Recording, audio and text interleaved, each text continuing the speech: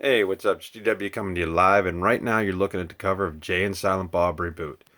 Now, first of all, if you've watched any of the Kevin Smith movies, Clerks, Mallrats, Chasing Amy, this film pretty much pays a homage to all those. It also takes the events of the latest Jay and Silent Bob movie, Jay and Silent Bob Strike Back, and kind of, well, as the title says, reboots it. There is a lot to love here. There's also It is one of the most, dare I say, emotional Jay and Silent Bob pictures. There's only been two of them. This one, the main theme running through this movie, other than Jay and Silent Bob trying to stop another movie made about them, is the fact that Jay is now a father.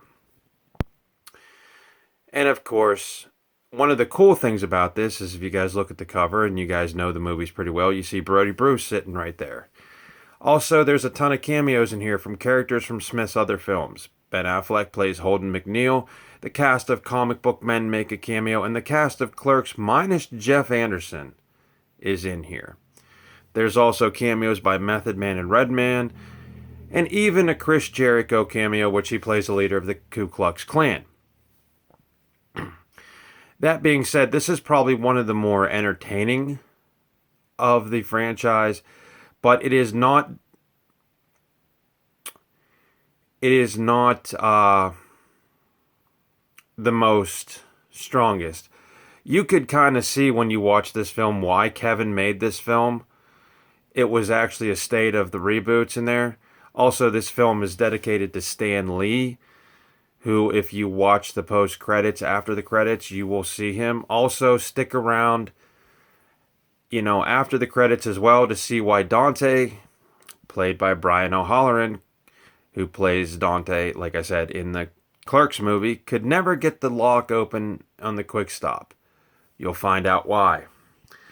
But there's a lot of stuff here, and it's basically a fan service movie, but it is pretty entertaining. Also, there's a cameo by Matt Damon, who, if you guys remember correctly, played Loki in Kevin Smith's Dogma.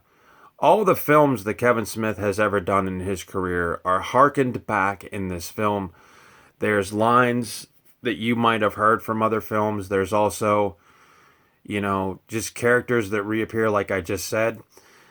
I did not think that this film was going to be as entertaining as it is. But it really is a fun ride, especially if you, again, throw your brain out the window. But one has to wonder, where does Kevin Smith go from here if you're a fan? Because Jay and Silent Bob do work, but again, for how long?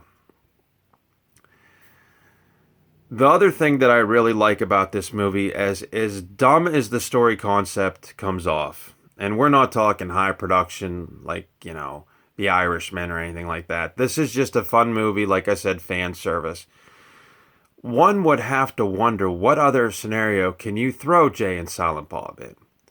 And the story's pretty much not lackadaisical, but pretty much, not strong. Basically, what happens in the film, and I'm not going to go through the entire film for you because I want you guys to check this out because I liked it. Of course, I'm a big fan of Kevin Smith, always have, always will. And sooner or later, I'm going to get the Jersey Trilogy Volume 2 up there. I've just been so busy.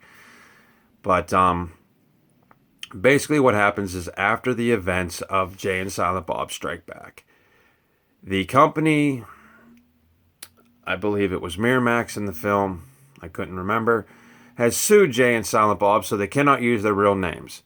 So what do? They travel to Hollywood to stop the movie to get their names back because they want to be known as Jay and Silent Bob.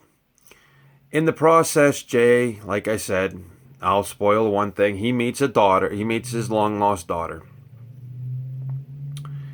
And if you remember Jay and Silent Bob Strike Back, you will also remember the mother, the one that helped Jay, break into Hollywood.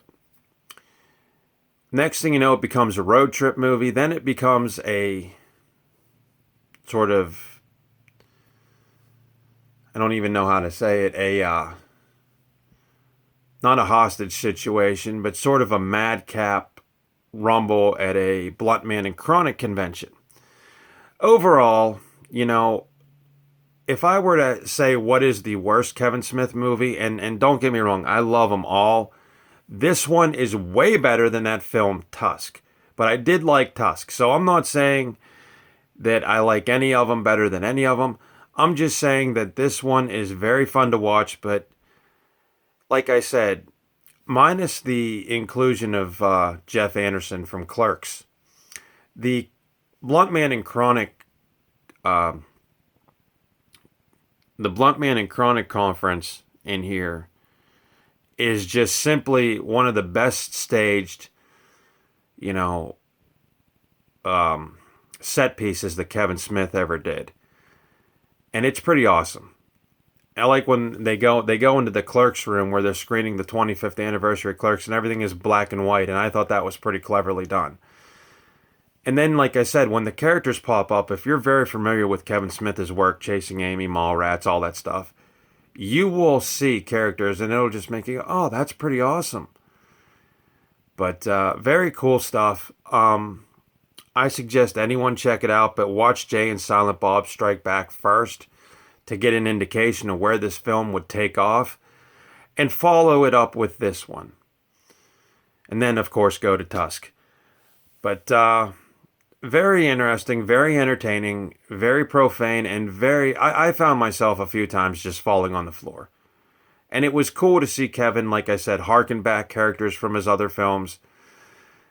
And I hope to God they make another one, and I hope it's just as good. So with that being said, definitely check out Jay and Silent Reboot. It's not only a statement on today's films, and I think Brody Bruce pretty much says it better, played by, oh, I can't think of his name, played by Jason Lee. In the first 20 minutes of the film, Jason Lee tells you the difference between a reboot and a remake, and it actually makes sense, once you start thinking about it over the broad spectrum of the film. There's so much to like here, but like I said, one has to wonder where Jay and Silent Bob franchise movies are going to take off, or what Kevin Smith's going to tackle next. But as a fan, I can honestly tell you, I looked at it from a fan service point of view, and I thought it was just amazingly awesome. So definitely give Jay and Silent Bob spin in your DVD player, Blu-ray player, whatever. But like I said, definitely check out the Jay and Silent Bob Strike Back movie first, and then follow it up with this one. And then, of course, if you don't know anything about these characters, dive back into Clerks. And the other thing that really surprised me is in the View Askew, or the Jersey Trilogy Volume 1 that I did review, I did not know how old that these characters really were. And it turns out, guys, that these guys are 25 years old. So they've been in movies and been a staple of movies for 25 years. And I can remember renting Clerks, and I remember I rented it the year after it came out because I was reading about it in independent film class. And by the way, that movie is now one of AVI's all-time top 100 movies. They finally got it in there, guys, so that's great. Congratulations to Kevin Smith for getting a movie in there. But, 25 years of characters that basically seem never to grow old or boring in my eyes. I don't know about any of you guys, but it's just pretty wild to see that. There has been a time lapse since Jay and Silent Bob Strike Back to this one. But I am glad Kevin Smith returned to the well and gave the fans everything that they wanted and a lot more. And there's also an awesome scene about with Jay and I'm getting screwed up. There's an awesome scene with Jay and Silent Bob in the comic convention, and Silent Bob actually dons an Iron Man suit, and it's pretty awesome. Because again, Iron Man's my favorite Avenger character. So, with all that being said, if you're a fan of comic books, or you know about Blunt Man and Chronic, or you're just a fan of Kevin Smith and you haven't seen this, or you were on the fence about this, definitely check it out. I really recommend it. It's my take, and I thank y'all for watching. Tomorrow we'll review The Lighthouse.